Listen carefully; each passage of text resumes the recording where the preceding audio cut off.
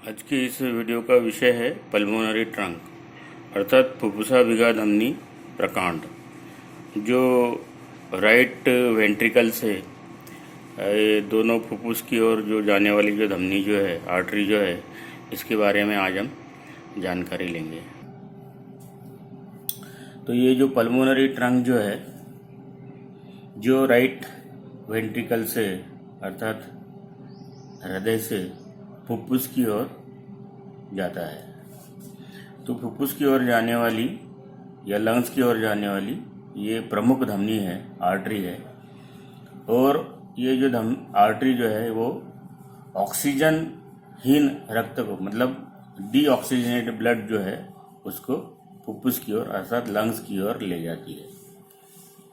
अब इस जो प्रकांड जो है, ये कांड जो है, इसकी शुरुआत कहाँ से होती है? तो इस धमनी की जो शुरुआत जो है, ये राइट वेंट्रिकल स्थित सुप्रावेंट्रिकुलर क्रेस्ट के तनिक ऊपर से होती है तथा प्रारंभ होने के बाद में वो वाम और जाती है, लेफ्ट साइड में जाती है, और कुछ ऊपर की ओर सुपीरियरली जाती है। वाम और लेफ्ट और सुपीरियरली वो जाती है।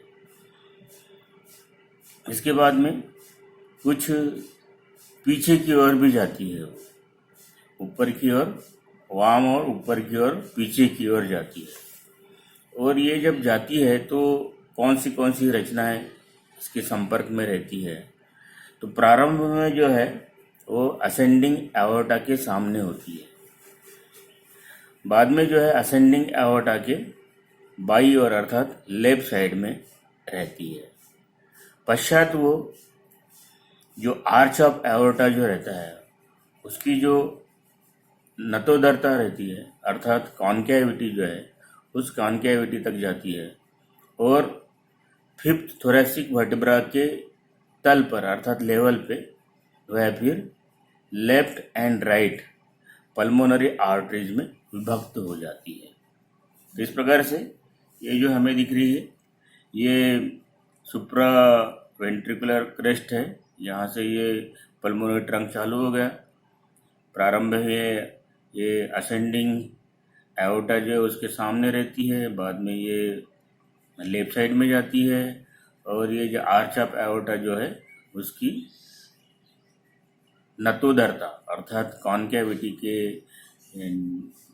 नीचे जो है ये दो आर्टरीज में विभक्त हो जाती है। तो ये जो पल्मोनरी आर्टरी जो है ये फिफ्थ थोरेसिक वर्टिब्रा के लेवल पे विभक्त हो जाती है। अब इस प्रकांड की जो लंबाई जो है वो 5 सेंटीमीटर रहती है और इसका जो डायमीटर जो है, व्यास जो है, वो 3 सेंटीमीटर रहता है। ये समस्त प्रकांड जो है, कांड जो है, वो हृदय आवरण के भीतर रहता है। पल्मोनरी ट्रंक और असेंडिंग एओर्टा जो है, ये दोनों रचनाएं जो है सेरस पेरिकार्डियम के विसरल लेयर से निर्मित एक नलिकाकार भाग में रहती है, बंद रहती है। और ये जो फाइब्रस पेरिकार्डियम जो है, ये फाइब्रस पेरिकार्डियम आगे चल के ये पल्मोनरी ट्रंक के एक्सटर्नल कोट अर्थात जो टुनिका एडवेंटिशिया जो होता है उसमें मिल जाता है। तो इस प्रकार से ये जो पल्मोनरी ट्रंक कहाँ से शुरू होता है और कहाँ तक जाता है, और उसके आगे की ओर कौन सी रचना रहती है, पीछे की ओर कौन सी रचनाएं रहती है, तो इसके बारे में जो है रिलेशंस में बतलाया है। तो ये जो पल्मोनरी ट्रंक जो है, इसके आगे की ओर मतलब उसके फ्रंट में कौन सी रचनाएं रहती है? पेरिकार्डियम रहता है, लेफ्ट लंग रहता है, लेफ्ट प्लूरा रहता है, और left second costal intercostal space रहती है, लेफ्ट सेकंड इंटरकॉस्टल स्पेस। तो इस प्रकार से ये जो है ये रचनाएं जो है एंटीरियर रिलेशन में आती है। इसके बाद में जो पोस्टीरियर रिलेशन जो है, पश्च संबंध, बिहाइंड, इसके पीछे क्या होता है? तो हम देखते हैं कि जब शुरू होता है ये प्रकांड, पल्मोनरी ट्रंक जब शुरू होता है तो उसके पीछे जो है वो असेंडिंग एओर्टा रहता है, और साथ में ही जो है लेफ्ट कोरोनरी आर्टरी रहती है। पश्चात जो है जब ये ऊपर जाता है तो पश्चात जो है वो उसके पीछे की ओर जो है लेफ्ट एट्रियम रहती है। अब इस तल पर जो है असेंडिंग एओर्टा जो होता है वो भी उसके लेफ्ट साइड में रहता है, सॉरी इसके राइट साइड में रहता है। तो इस तल पर जो है असेंडिंग एओर्टा जो है वो राइट साइड में होता है। इसके बाद में जब इसका जो ओरिजिन का जो भाग जो है, उसका जो प्रारंभ जहाँ से होता है, तो प्रारंभ के भाग में उसके दोनों ओर जो है उत्कोष्ठ होते हैं, अलिंद के ओष्ठ को मतलब ऑरिकल होते हैं, और right and left coronary arteries होती है, right and left coronary arteries. तो इस प्रकार से इसके रिलेशंस का भाग होता है। इसके बाद में आर्च ऑफ एओर्टा तथा पल्मोनरी ट्रंक के डिवीजन के बीच में जो है जो स्पेस रहती है वहाँ पर हृदय जालिका अर्थात जिसे हम कहते हैं कार्डियक प्लेक्सस, तो उसमें कार्डियक प्लेक्सस दो प्रकार की होते हैं, सुपरफिशियल एंड डीप। तो सुपरफिशियल कार्डियक प्लेक्सस जो होता है वो वहाँ पर स्थित होता है। तो इस प्रकार से हम देखें कि ये जो पल्मोनरी ट्रंक जो है वो जो आर्च ऑफ एओर्टा जो उसके नीचे जो है दो शाखाओं में विभक्त हो जाता है। दो शाखाएं जो होती है वो होती है left pulmonary artery and right pulmonary artery. तो पहले हम देखेंगे कि जो राइट पल्मोनरी आर्टरी जो है वो किस प्रकार से होती है।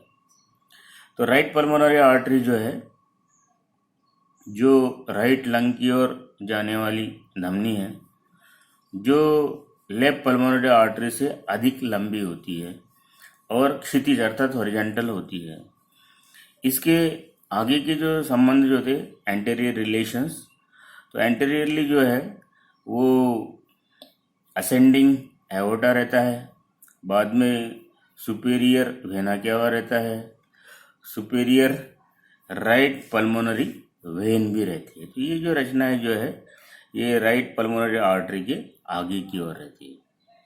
अब पीछे की ओर क्या होता है, तो पीछे की ओर जो है इसोफेगस अन्न नलिका तथा दक्षिण श्वसनी अर्थात राइट ब्रोंकस।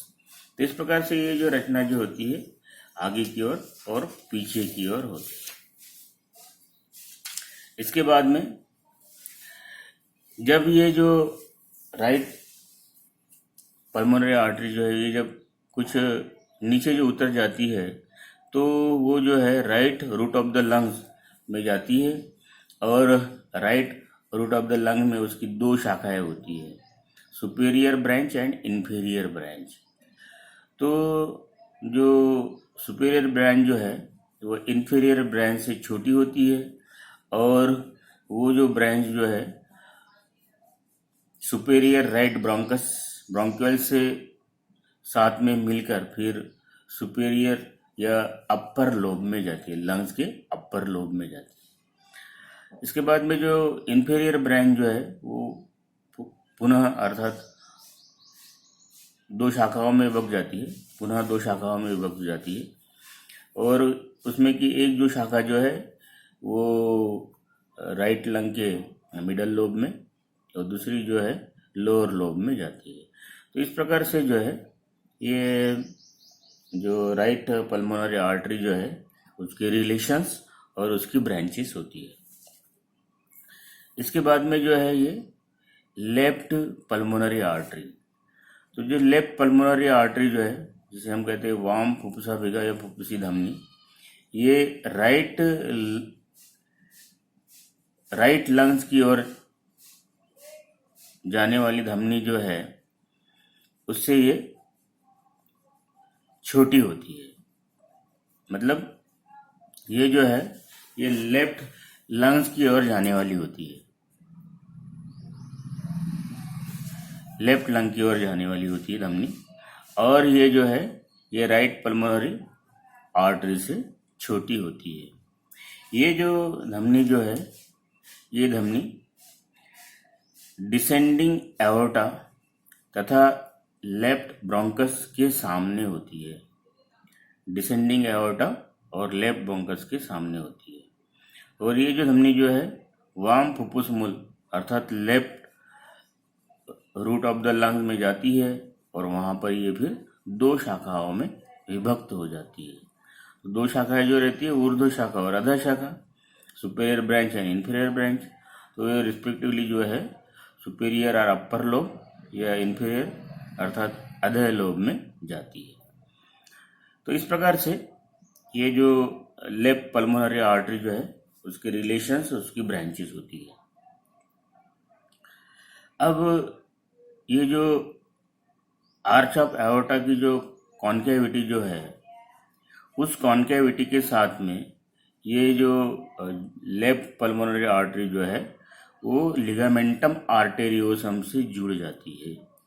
लिगामेंटम आर्टेरियोसम से जुड़ जाती है और उस लिगामेंटम आर्टेरियोसम के राइट साइड में जो है सुपीरियर कार्डिक प्लेक्सस होता है और लेफ्ट साइड में जो है लेफ्ट रिकरेंट लैरेंजियल नर्व होती है। Left recurrent laryngeal nerve. तो इस प्रकार से जो है ये पल्मोनरी ट्रंक और उसकी ब्रांचेस के बारे में जानकारी है।